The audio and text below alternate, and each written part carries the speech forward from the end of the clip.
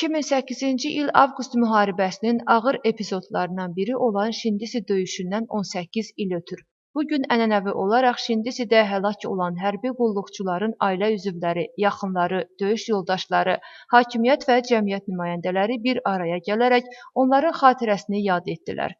2008-ci il avqustun 11-də Gürcüstan Müdafiə Qüvvələrinin 2-ci Piyada Briqadasının hərbi qulluqçuları mühəndis bölmələri ilə birlikdə Şindisi kəndi ərazisində hərəkət edərkən Rusiya hərbi bölməsinin puskusuna düşüblər. Məhdud döyüş resurslarına baxmayaraq, Gürcü hərbçiləri qarşı tərəfə əhəmiyyətli zərər yetiriblər.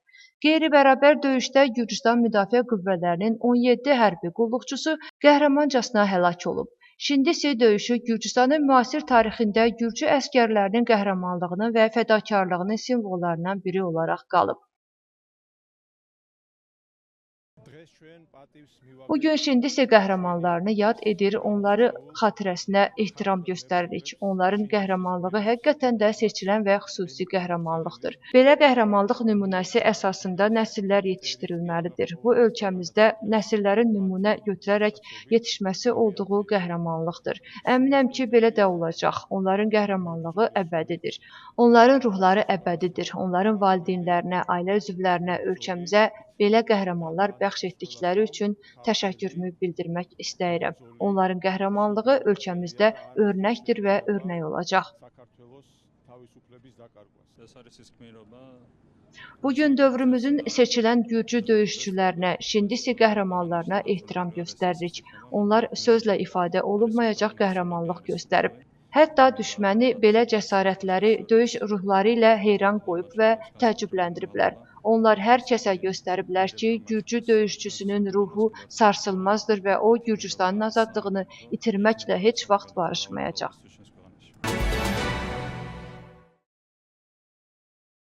Tbilisi-Pantiane-Manglisi yolunun 22 kilometrə qədər olan hissəsinə tam reabilitasiya işləri aparılır.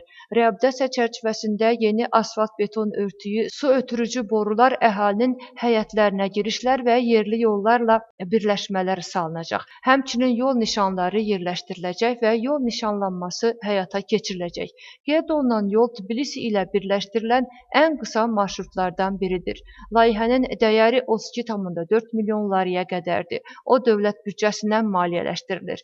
İşlərə 2026-cı ildə başlanılıb, 2027-ci ildə başa çatdırılacaq.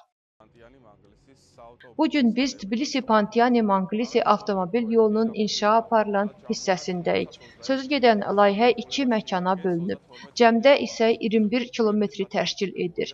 Dəyəri isə 32 milyon larini təşkil edir. Layihə səthin bərpasını, süni tikintilərin aparılmasını nəzərdə tutur.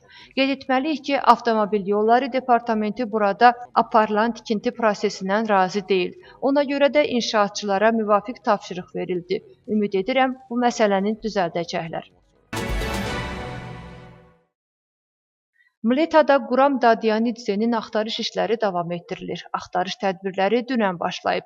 Ərazidə Daxili İşlər Nazirliyinin Mtsxetam-Tianeti polis və ekspert kriminalistika departamentlərinin əməkdaşları Fövqəladə Halların İdarə Edilməsi Xidmətinin yanğın söndürən xilas ediciləri ilə birlikdə gecə saatlarına dək çalışıblar. Ərazidə Daxili İşlər Nazirliyinin 50-yə yaxın əməkdaşı var. Onlar müvafiq texniki avadanlıq və xüsusi vasitələrlə ərazini yoxlayırlar.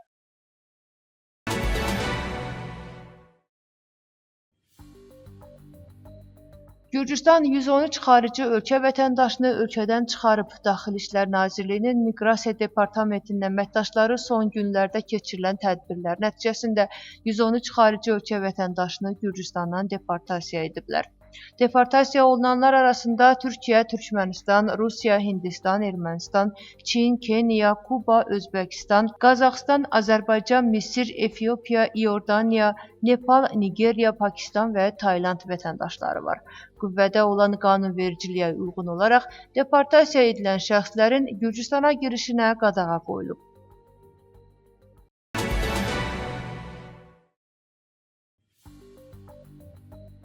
İmeretidə 3 xarici ölkə vətəndaşı narkotik ittihamı ilə saxlanılıb. İmereti Polis Departamentinin əməkdaşları xüsusilə küllü miqdarda narkotik vasitənin qanunsuz əldə edilməsi və saxlanması, Eləcə də satışına yardım göstərilməsi ittihamı ilə 3 xarici ölkə vətəndaşını saxlayıblar.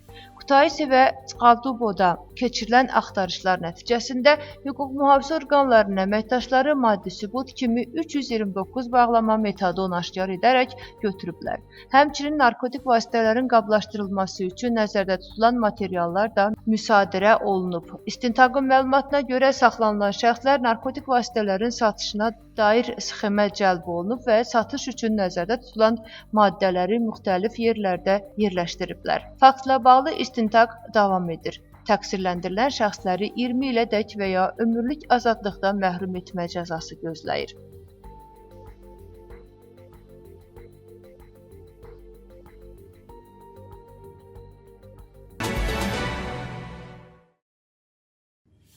Polis əməkdaşları İmereti bölgəsində oğru dünyası ilə əlaqədə olan 4 nəfəri saxlayıb. Daha 2 nəfərə isə ittiham qiyabi qaydada irəli sürüləcək. İstintaqın məlumatına görə təqsirləndirilən şəxslər qondarma oğru razılaşmalarında iştirak edib və oğru ənənələrinə uyğun qərarlar qəbul ediblər. Onlar həmçinin öhdəliklərini yerinə yetirməyəcəkləri təqdirdə vətəndaşları fiziki haqq hesab çəkmək və həyatlarına son qoymaqla hədələyiblər. Axtarış zamanı hüquq mühafizə orqanlarının əməkdaşları kompüter avadanlıqları və mobil telefonlar götürüblər. Faktla bağlı istintaq davam edir. Cinayət əməli sübuta yetiriləcəyi təqdirdə təqsirləndirilən şəxsləri 15 ilədək azadlıqdan məhrum etmə cəzası gözləyir.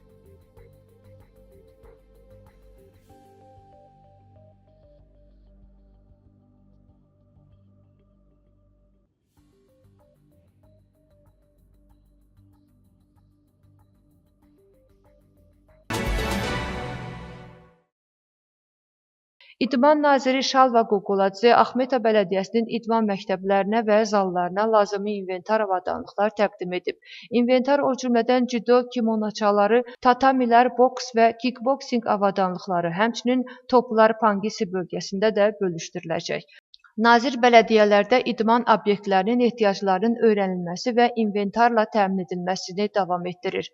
Proses 2028-ci ilin sonuna qədər ölkə miqyasında başa çatdırılacaq.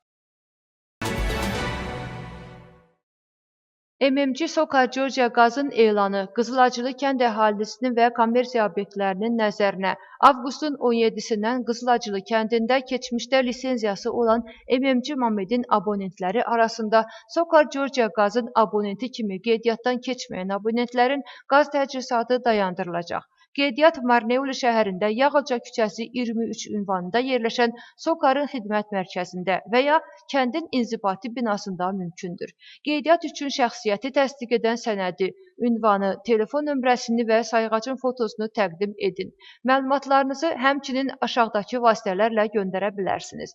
Şirkətin rəsmi elektron poçt ünvanı sokarqaz@sokar.g WhatsApp və Viber vasitəsilə 577 33 03 46 nömrəsi. Əlavə suallarınız olduğu halda 16 114 nömrəli qaynar xətt ilə əlaqə saxlayın.